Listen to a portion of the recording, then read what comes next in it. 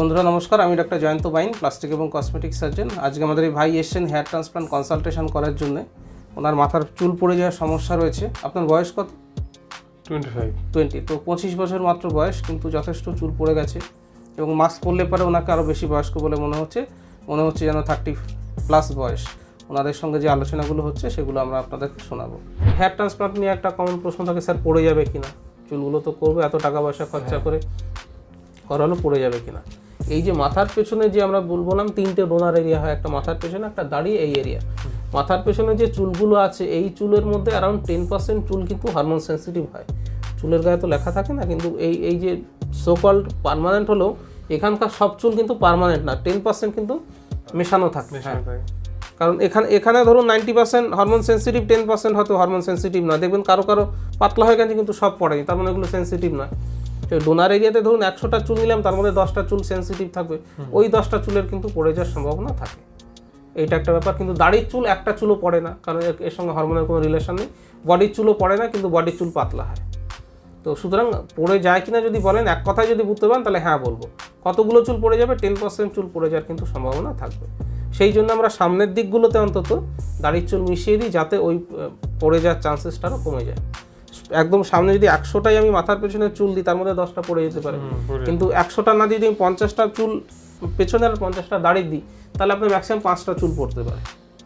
এইটা হচ্ছে দাড়ির চুল নেওয়ার আর একটা যোগ। তো মোটামুটি ভাই আমি বললাম আপনার কতগুলো চুল পড়ে গেছে, কতগুলো দিয়ে রিপ্লেস করব, কোন এরিয়ার চুল নেব, সবগুলো আমরা বললাম। তো এরপর আপনার যদি কিছু প্রশ্ন থাকে, যে কোনো প্রশ্ন করুন, আমি সেগুলো উত্তর দিই। যে হেয়ার ট্রান্সপ্ল্যান্টটা যে হবে, এটা রেজাল্টটা আমি পুরোপুরি কয় মাস থেকে পাবো? কমাস পরে পাবো। আমরা যদি শেভিংও করি, পরের দিনও তার দাড়ি উঠে আসে না, তাই না? মাথা টাক করলেও 6 মাস লেগে যায়। তো হেয়ার ট্রান্সপ্লান্ট করার পরে যেটা হয়, হেয়ার ট্রান্সপ্লান্ট করার পরে কিন্তু প্রথম 3-4 সপ্তাহ খুব সুন্দর লাগবে ইন দ্য সেন্স চুলগুলো বাড়বে, আপনারও ভালো লাগবে, আপনি আয়নায় দেখবেন।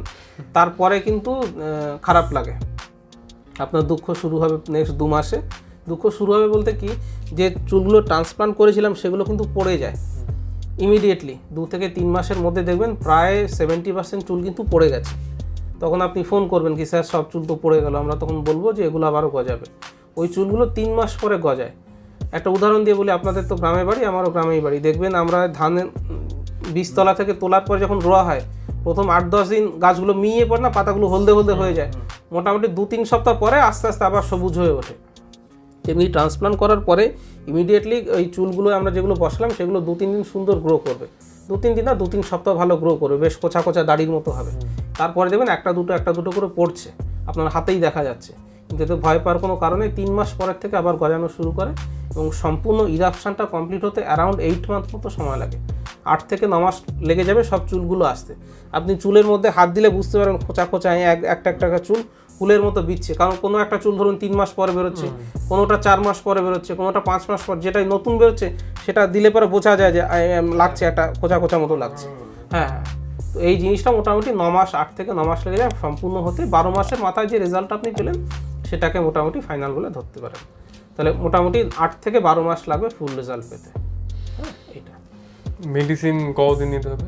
আচ্ছা, হেয়ার ট্রান্সপ্লান্টের পরে কী কী মেডিসিন দেবেন সেটা আমার ভিডিও আছে, তা আমি আর একবার বলি। সেটা হচ্ছে 2 রকমের মেডিসিন আমরা দিই। একটা হচ্ছে যেহেতু সার্জারি হলো, সার্জারি পরে যাতে ব্যথা না হয়, যাতে ইনফেকশান না হয়, সেই জন্য কিছু ওষুধ থাকবে, সেগুলো আপনাকে 10 দিন নিতে হয়। আর কিছু ওষুধ থাকবে, যেমন ধরুন আপনি গাছ লাগালেন, গাছ লাগানোর সঙ্গে খুব কমন এই জিনিসটা। গাছ লাগানোর পরে আপনাকে সার দিতে হয়, জল দিতে হয়, সেই ওষুধগুলো অন্তত 1 থেকে 1.5 বছর আপনাকে কন্টিনিউস করতে হবে। সেটা মাত্র 2টো ওষুধ থাকে, একটা স্প্রে থাকবে আর একটা ট্যাবলেট থাকবে। সেগুলোর দামও এমন কিছু বেশি না, সেগুলো ইজিলি আপনি কন্টিনিউ করতে পারবেন। তাহলে 2 রকমের মেডিসিন, সার্জারির জন্যে মেডিসিন 10 দিন, আর তারপরে হেয়ারের গ্রোথের জন্য মেডিসিনসগুলো হচ্ছে 12 থেকে 16 মাস, 12 থেকে 18 মাস। হেয়ার ট্রান্সপ্লান্টের ভিডিও, হেয়ার ট্রান্সপ্লান্টের রেজাল্ট, সার্জিক্যাল টেকনিক, সার্জিক্যাল রুমের মধ্যে কী করে সমস্ত কিছু মেনটেন করতে হয়, এগুলো নিয়ে অনেক এডুকেশনাল ভিডিও আমার ইউটিউব চ্যানেলে দেওয়া রয়েছে, সেগুলো আপনারা দেখবেন, দেখলে অনেক ইনফরমেশান পেয়ে যাবেন।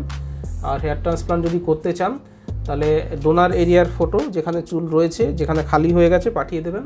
আমি দেখে আপনার কতগুলো গ্রাফট লাগবে, কত খরচ হবে, কী করে যোগাযোগ করবেন, কী কী প্রক্রিয়া করতে হবে, সমস্ত ডিটেলস বলে দেবো। ভিডিওটা ভালো লাগলে লাইক করবেন, শেয়ার করবেন, চ্যানেলটাকে সাবস্ক্রাইব করবেন। ভিডিওটা দেখার জন্য ধন্যবাদ, নমস্কার।